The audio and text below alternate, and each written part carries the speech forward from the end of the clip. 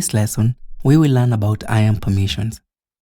IAM permissions are what actually control access to AWS resources. While IAM policies define what actions are allowed, permissions are the result of those policies being applied to IAM identities like users, groups, or roles. In short, permissions are how AWS enforces your access rules. When an AWS account is created, a root user is provisioned with full access. Beyond that, any IAM users added later start with no permissions by default, meaning you must explicitly grant access through policies. AWS follows a default always deny model.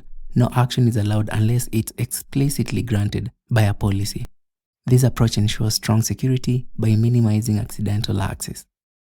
Let's walk through a practical example, granting read-only access to S3 buckets. We already created a custom policy named Data Team S3 read-only, which allows S3 list bucket and S3 get object actions on S3 buckets. Now, let's attach it to a user group in the AWS console.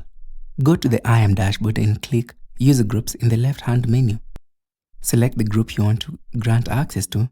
In our case, let's choose the Data Team. In the group's profile, click the Permissions tab and then select Add Permissions.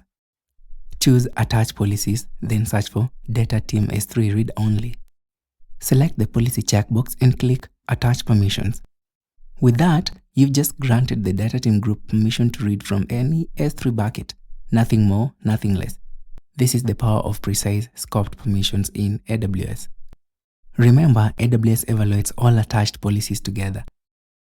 If any policy explicitly denies access, that deny takes precedence even if another policy allows it.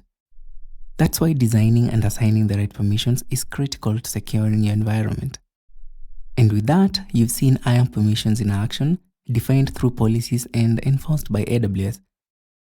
Next up, IAM roles, where we'll explore how to delegate access and enable trusted entities to act on your behalf.